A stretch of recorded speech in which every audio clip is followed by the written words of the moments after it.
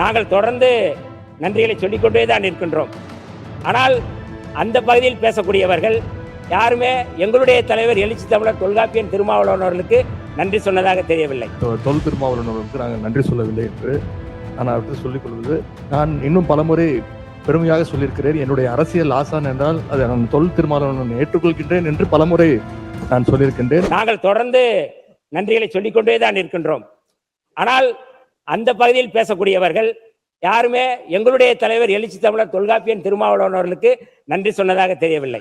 தொல் திருமாவளவன் அவர்களுக்கு நாங்கள் நன்றி சொல்லவில்லை என்று நான் அவருக்கு சொல்லிக் கொள்வது, எங்களுடைய தலைவருக்கும் எழுச்சி தமிழர் அண்ணன் தொல் திருமாவளவன் அவர்களுக்கும் இருந்தது ஏதோ ஒரு தேர்தல் உடன்பாடு கிடையாது, தேர்தல் கூட்டணி கிடையாது. தேர்தலுக்கு முன்பு ஒரு கூட்டணியாகவும் தேர்தல் முடிவுகள் வந்தது பிறகு ஒரு கூட்டணி மாறுகின்ற அந்த கூட்டணி கிடையாது. அது ஒரு கொள்கை கூட்டணி.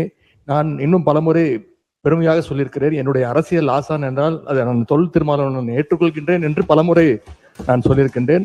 எனவே நான் தொல் திருமாவளவனுக்கு நாங்கள் என்றைக்குமே எங்களுடைய நன்றியை தெரிவித்துக் கொள்கிறோம். மாண்பு அமைச்சர்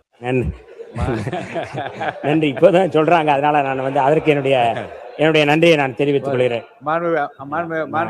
எப்பொழுதும் மாண்பு அமைச்சர் 11 நிமிடங்கள் எல்லாரையும் நினைவு கூர்ந்து வளர்ந்து வாழ்ந்து வர விதத்தை பற்றி ரொம்ப அருமையாக 11 நிமிடம் எடுத்துக்கொண்டு சொன்னீர்கள். அவன் எல்லாம் அமைதியாக உன்னிப்பாக எல்லாம் கேட்டுக்கொண்டிருந்தோம். அடுத்து வணக்கமும் யார் யார் உதவி அதெல்லாம் அருமையா சொல்லிவிட்டீர்கள்.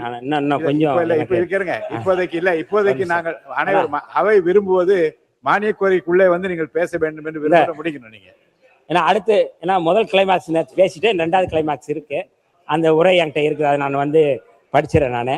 அதனால மாண்புமிகு எதிர்க்கட்சி தலைவருக்கு மீண்டும் என்னுடைய நன்றியை தெரிவித்துக் கொள்கின்றேன்.